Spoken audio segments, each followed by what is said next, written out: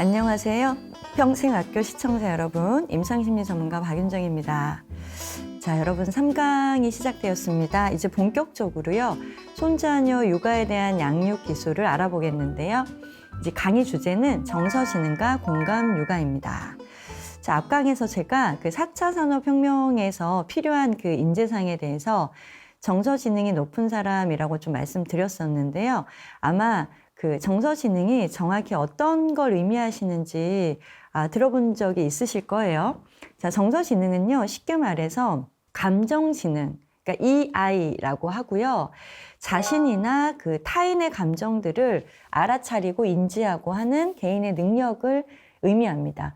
그러니까 사실 조부모님들도요, 인생을 살아오시면서 느끼셨겠지만 나도 내 마음을 잘 모르겠다, 이렇게 하실 때가 종종 있으시잖아요. 그러니까 이 세상 모든 사람들이 그 자신의 마음을 잘 알 것 같지만 그렇지 않는 경우가 상당히 많아요. 그래서 자신의 마음, 감정, 정서, 이 정서를 알아차리고 인지하는 게 이제 정서지능인데요. 이 정서지능을 높이는 방법이 어떤 게 있을지, 자, 3가지로 제가 좀 나눠서 살펴보도록 하겠습니다. 첫 번째로요, 바로 경청할 것. 제가 앞에서도 조금 말씀드렸지만 무조건적 경청과 같이요, 충분히 들어주는 모습이 중요합니다. 자, 이 충분히 들어준다는 거는 제가 이런 얘기도 좀 드려요. 예를 들어서 어떤 사람이 내 앞에서 얘기를 하면 듣기 싫은 말 있잖아요. 듣기 싫은 말 같은 경우에 내가 이번만 들어줘야지, 이런 마인드 말고요, 내가 저 듣기 싫은 말을 100번은 들어주겠다와 같이 미리 그냥 밑밥을 깔아요. 내가 100번 들을게, 이러면 그 앞에 사람은 절대 100번 얘기는 안 하거든요. 그러니까 이렇게 내 마음의 감정을, 뭔가 어떤 누군가의 말을 수용하는 그 주머니를 조금 넓혀 놓으시면 경청이 좀 쉽습니다. 두 번째는요, 타인의 마음에 상처 주지 말 것, 지적하지 말라는 건데요. 타인의 마음에 상처 주는 사람은 사실은 정서지능이 낮은 사람이래요. 그러니까 상처 준다는 것 자체가 내가 이런 말을 할 건데 저 사람이 내가 이렇게 말하면 저 사람이 어떤 반응이 나올지를 캐치를 못하는 거예요. 근데 조부모님들도 이제 주변에 많이 보시면은 있으시겠지만 그냥 툭 말했는데 그게 되게 꽂힐 때가 있거든요.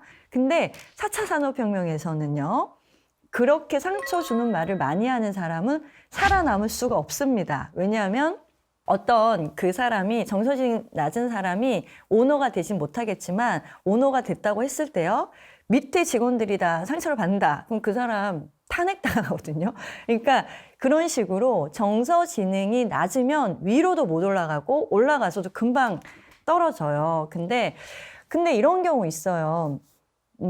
경험이 많고 아는 게 많으면 조금 아는 척을 한다거나 이렇게 좀 해주고 싶은 조언들을 많이 해주고 싶을 때가 있잖아요. 근데 그 조언이 또 상처가 될 때가 있어요. 그래서 제가 혼잣말로 그냥 누군가와 얘기할 때는 진짜 아무 말도 하지 않고 가만히 있는 게 진짜 나은 것인가, 이런 생각이 들 정도로 예민한 분들은 너무 이제 정서지능이 거기도 낮은 거죠. 너무 예민해서 자신의 감정에 파묻힌 사람들, 그런 사람들을 다룰 때는 상처 주는 말을 안 했는데도 상처가 될 때도 있기 때문에 어렵긴 해요. 그러니 내가 알고 있는 지식들을 이렇게 쉽게 얘기할 때도 한 번쯤 생각해 보면 좋을 것 같습니다. 3번째는요, 내 입장에서 마음 표현하는 거예요. 이거는 뭐 아이메시지라고 해서 많이 들어보셨을 건데 이것도 되게 어려워요, 생각보다. 그래서 얘기를 하시다가 너 때문에 내가, 그러니까 네가, 이런 얘기 많이 하시거든요. 그리고 아니, 이런 거 있죠. 누가 얘기를 하고 있을 때 아니, 네가, 아니라는 그 중간 언어도 많이 쓰시는데 요거를 조금 삼키셔야 돼요. 아니 할 때 이렇게 삼켜 넘기듯이 해서 좀 좋은 팁을 이제 알려드리면, 너 때문에를 말하고 싶어요. 그러면 너 때문에는 마음에서 먼저 말했어. 너 때문에 속상했어. 이거를 너 때문에를 생략, 마음에서 생략하고 속상했어. 근데 이제 아이를 넣으면 훨씬 좋지만 내가 속상했어, 이렇게 이제 나 입장으로 표현을 하시면 훨씬 지능이 높아지고 진실된 소통이 돼서 진정한 의미에서 좀 접촉이 일어나는데요. 특히 이 너 때문, 그러니까 대화법은 뭐냐면요, 사람들이, 조부모님들 많이 아실 텐데, 얘기를 하다 서로 감정이 상했어요. 근데 너 때문에 라는 말이 되게 간단하고 사실은 뭐 어떻게 보면 상처가 안 되는 말일 수 있지만 서로가 거의 가부화가 돼서 상처들이 이렇게 막 거의 막 이만큼 올라와 있을 때 너 때문이야 이렇게 돼버리면 진짜 이제 화가 너무 막 치솟는다고 해요. 그러면은 뭐 그 다음 소통들이 안 이루어지고 정서적인 접촉은커녕 정서적인 손절 이제 단절이 되는 거예요. 그렇게 되면 이제 손자녀들하고 소통할 때도 그런 모습들이 조금 좋지 않은 영향을 미칠 수 있습니다. 자, 근데요, 손자녀들을 키울 때 어떻게 됩니까? 아동기에 있는 손자녀들은 자아 중심성이 상당히 강합니다. 이제 이게 자아 중심성이 뭐냐면요, 발달 심리학적으로 보면은요, 상당히 자연스러운 거예요. 그러니까 어렸을 때는요, 자기 중심적으로 세상을 어떤 살아나가고 생존해야만 자기가 바로 서고 한 초등학교 한 저학년 때까지는 제가 자아 중심성이 상당히 높다라고 말씀을 드리거든요.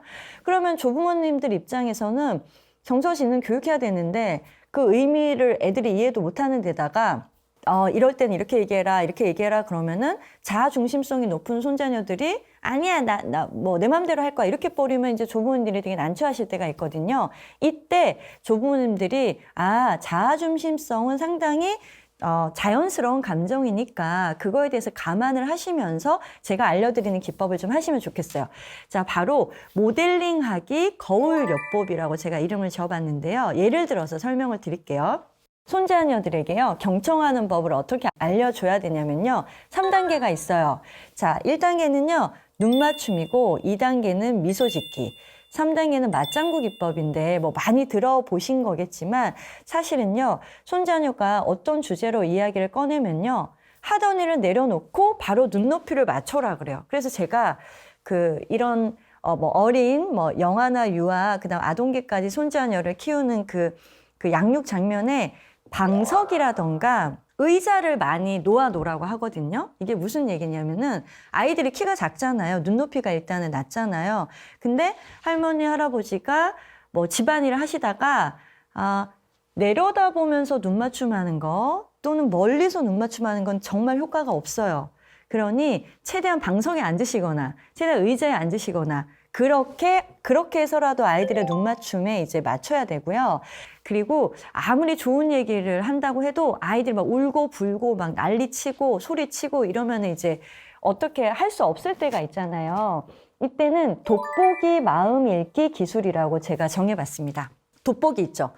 이제 조부모님들도 이제 노안이 오시거나 하면 사용하잖아요. 그러니까 마음 읽기를 하는데 조금 더 깊이 있게 구체적으로 들어가 본다는 의미예요. 예를 들어서 아이가 사소한 일에 짜증이 많이 났어요. 그때 손자녀들의 마음에 한한 감정에 점수를 매기는 거예요. 이거는 이제 많이 들어보셨겠지만 감정 코칭, 정서 코칭에 들어가 있는 건데 좀 디테일하게 말씀드리는 팁인데요.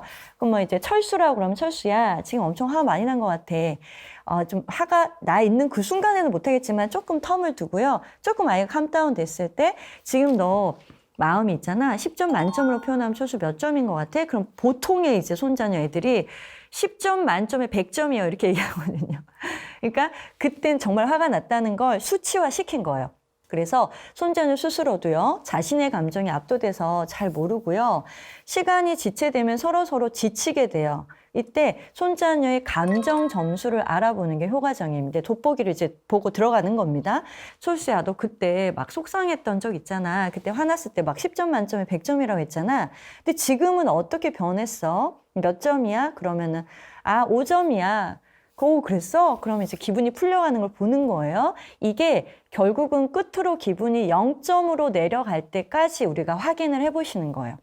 이때 중요한 게 뭐냐면은 그럼 0점이니까 됐네? 이제 철수 기분 좋아졌네? 하시는 게 아니고 철수야, 근데 너가 10점이나 엄청 높은 점수처럼 막 화가 났었잖아. 근데 그게 0점으로 떨어졌잖아.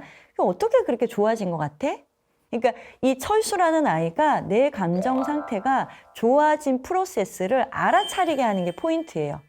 그때 조부모님들은 돋보기를 들고 계속 비춰주는 것 같이, 그러니까 아이가 그걸 볼 수 있도록 그런 작업을 하시라는 겁니다. 이게 다 한 세트거든요. 근데 이게 이제 제가 이제 양육 코칭할 때 해보면 선생님 이거 너무 힘든데 어떻게 해요? 하긴 해요. 근데 한 번만 제대로 한번 해보시면 그 다음에 손자녀들, 그러니까 아이들이 상당히 이 부분에서 상당히 만족감이 높아요.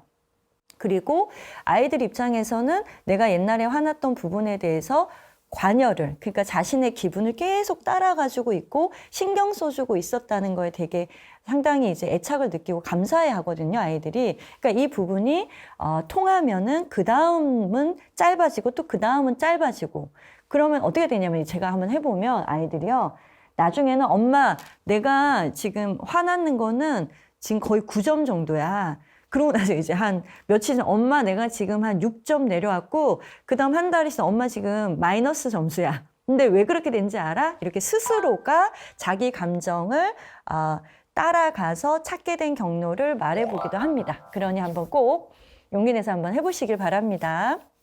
끝으로 그럼에도 불구하고 공감 육아라는 말이 있듯이요. 아무리 속이 터지고 막 속에 천불이 나시더라도 손자녀에 대한 공감적인 마음이 무조건 필요한데요. 혹시나 손자녀들이 떼를 쓰거나 울게 되면은요, 장난감이나 다른 것들로 좀 주의를 끌어가지고 조부모님께서 자, 이거 갖고 놀자. 괜찮아, 괜찮아. 울지 마. 이렇게 달래는 경우가 많잖아요. 근데 이렇게 하면은요, 감정을 억압하게 된다고 해요. 그래서 왜 화가 났을까? 혹은 어떤 점에서 속상한지 말해줄래와 같이 손자녀가 자신의 감정을 인정받았다, 공감받았다. 내가 충분히 지금 할머니, 할아버지가 내 마음을 알아줬구나 라는 마음이 들고 나서 환기를 시키시길 바랍니다. 그러니까 지금까지 하고 계셨던 거에서 쿠션처럼 중간에 요 한 부분만 넣으시면 돼요. 그래서 그렇게 한번 쉽게 해보시면 되고요. 그 다음에 그럼에도 불구하고 조부모님들이 자기도 모르게 마음 안에 쌓였던 화가 터졌다. 그래서 막 난 도저히 못 참겠다. 그랬을 때 애써서 이렇게 하지 않으셔도 돼요. 네. 제가 앞에서 말씀드린 대로 너무 이제 막 손자녀들을 위해서 그다음 누구를 위해서 이거 하지 말라고 했었잖아요. 그죠? 그러니까 오히려 그때는요. 할머니 지금 너무 화났어. 좀 물 한 잔 마시고 올게.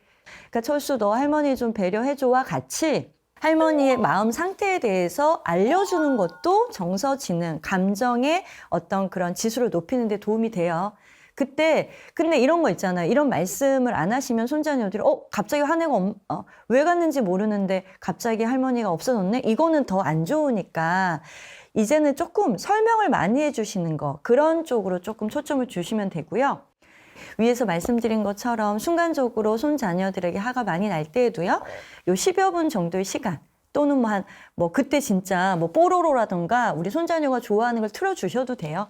그래서 그 장면에서 벗어나시기를 추천드립니다. 자, 조부모님들의 힘든 감정 또한 스스로 알아차리고 앞서 말씀드린 대로 스스로에게 시간을 주고 여유를 주고 친절을 베푸는 거, 이게 진정한 의미에서의 손자녀의 공감 육아도 되고 조부모님들의 공감적인 어떤 충만한 항원 육아로 가는 길이니까요. 그 두 가지 다 충족하시면서 가시길 바라겠습니다. 자, 다음 시간에는요. 자, 내과학으로 알아보는 항원 육아 기술에 대해서 제가 가지고 만나도록 하겠습니다. 감사합니다.